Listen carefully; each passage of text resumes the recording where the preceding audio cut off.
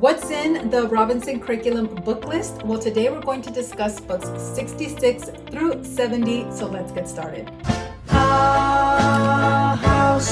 Hi there, welcome back. And if you're new here, welcome. My name is Karen, and I love to talk about the Robinson Curriculum here. I have lots of videos on this channel, and some of the more popular ones are the ones where we break down the RC book list. So if you're not familiar, it's a self-teaching methodology, very sustainable, enjoyable, affordable, and it covers reading, writing, and arithmetic, and a lot of the other extra subjects like social studies and history, world history, and even science, things like that are covered through this core order reading list of living books. Now, this video is brought to you by the Robinson Curriculum, so I will leave a link down below where you can check them out, get more information, as well as my free 13-part video course where I really cover A through Z everything. So you have that course as well from an RC mom of 6 kids, all the details there as well. But it is, especially in economic times like this, it is such a great way to go when it comes to homeschooling. It's very non-burnout friendly. Like I said, it teaches them great study habits because they're doing this independently on their own. You are giving some feedback when it comes to the writing, but mostly they're doing this on their own. It's really amazing to see them kind of develop that personal responsibility when it comes to their education. The materials are fantastic. And like I said, it's burnout friendly. This is not something that you constantly have to purchase year after year. It's K through 12, $195 for the whole family, plus the cost of math textbooks. However, there is an option online with them when you purchase it where you could get Ray's Arithmetic also included for free. So it really could cover everything K through 12. You would just need a printer or some laptop or computer to use that information online. They've never raised their prices. That's amazing to me. And it's a family-owned business. A real person answers when you call them. So I love it. And actually, my next video is top 5 reasons why I still love the Robinson Curriculum after so many years. So I hope that you're subscribed so you can watch that. So let's dive into books number 66 through 70. Now, the way that the series works is the first time an author is introduced, we really go in depth when it comes to their life, their story.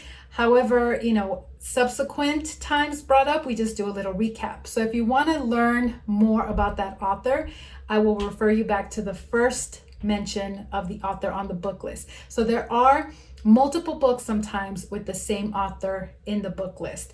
So we're going to start with 66, which is The Adventures of Tom Sawyer. Now the real author's name is Samuel Clemens, but he goes by the pen name here, Mark Twain. This is a very famous, popular book. And when it comes to the RC book list categories, this falls under literature and social studies. So a lot of parents ask, how do I put together my transcripts where maybe they're requiring something for social studies? How they categorize the books is so that it makes it easier for you. This is considered a social studies book. So you could just put this title as well as other ones in that title, that category, under that space in the transcript.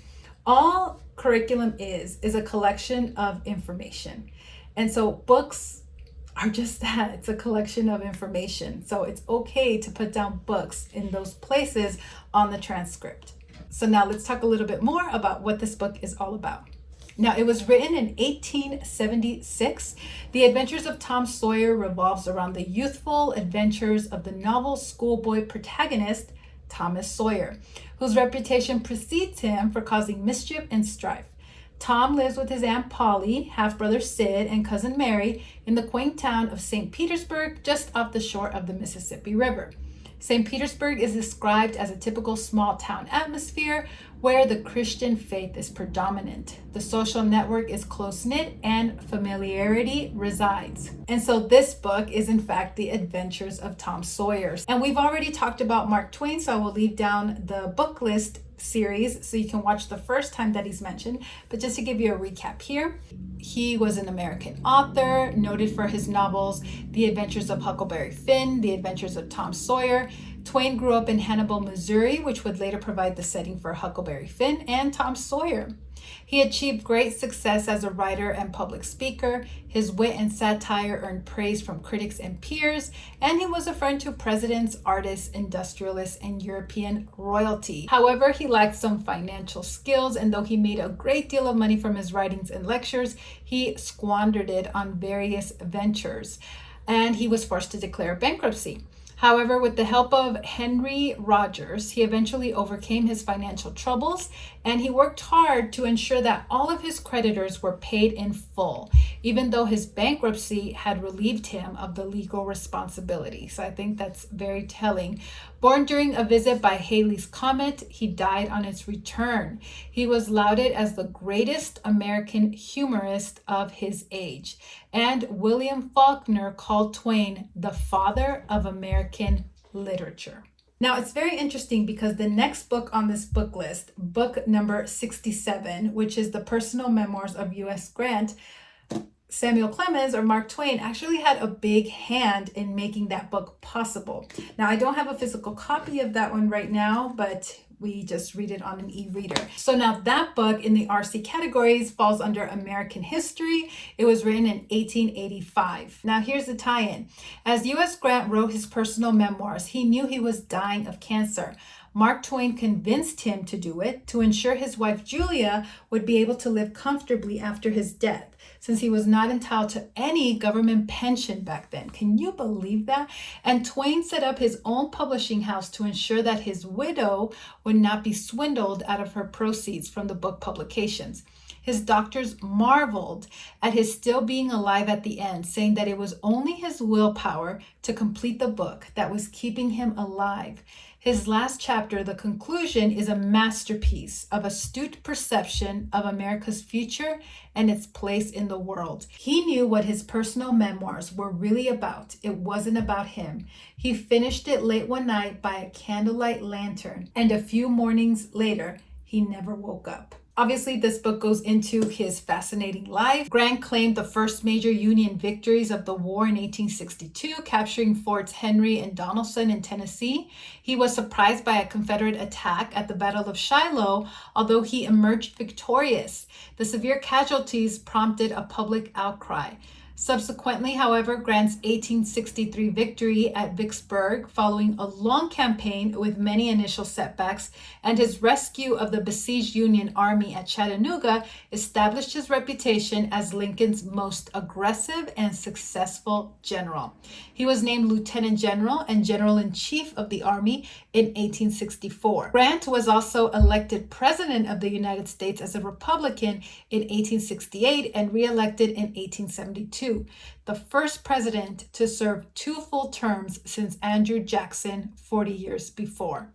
As president, Grant led the Reconstruction by signing and enforcing congressional civil rights legislation. Grant left office in 1877 and embarked upon a 2-year world tour. Unsuccessful in winning the nomination for a 3rd term in 1880, left destitute by a fraudulent investor and near the brink of death. Grant wrote his memoirs, which were enormously successful among veterans, the public, and critics. However, in 1884, Grant learned that he was suffering with terminal throat cancer, and 2 days after completing his writing, he died at the age of 63. Now, presidential historians typically rank Grant in the lowest quartile of U.S. presidents for his tolerance of corruption, but in recent years, his reputation has improved among some scholars who are impressed by his support for civil rights for African Americans. I know sometimes the autobiographies, the memoirs could feel a little bit maybe not as exciting as some of the other fictional books on the list, but they are important to read, and hopefully knowing a little bit more of the backstory and even the story of how the books came to be, how we could have missed out on them, get you more excited to read them or get your kids excited to read them. Book number 68 and 69 is The Jungle Book 1 and 2, and this is by Rudyard Kipling.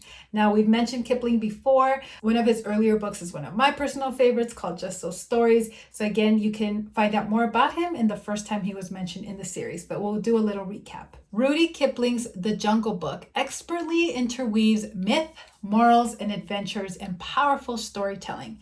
Set in Central Asia, Mowgli is raised by a pack of wolves. Joseph Rudyard Kipling was a journalist, short story writer, poet, and novelist.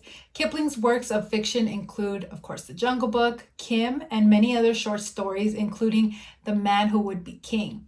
His poems include Mandalay, Gunga Din, The Gods of the Copybook Headings, The White Man's Burden, and If. If, by the way, is one of my absolute favorite poems of all time. He is regarded as a major innovator in the art of the short story. His children's books are classics, and one critic described his work as exhibiting a versatile and luminous narrative gift.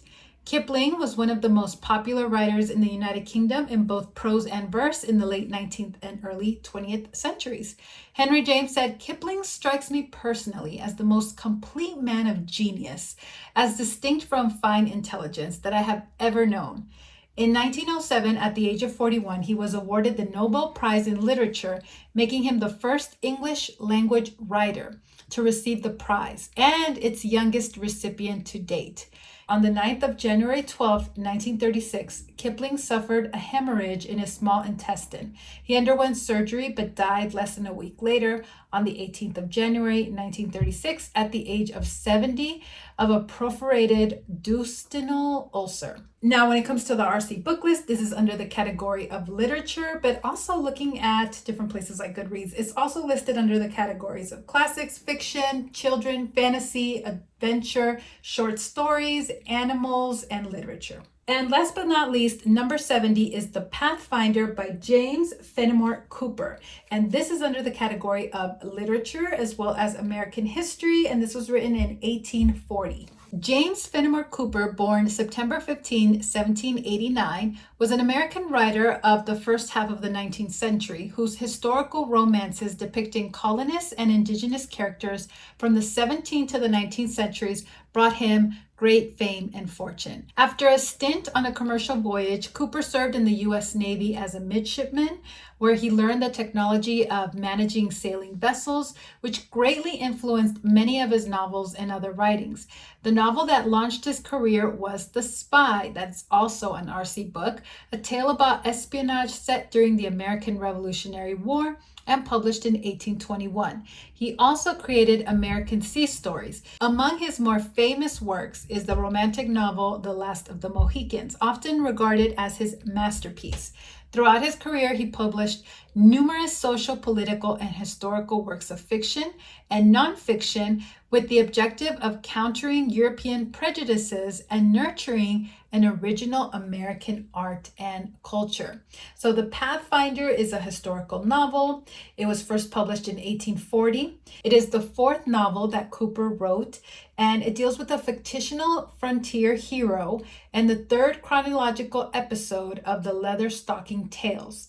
And the inland sea of the title is Lake Ontario. Let me know in the comments down below which one is your favorite in the whole RC book list, or just even in the ones mentioned in this video. Let me know your favorites down below. I'd love to hear them.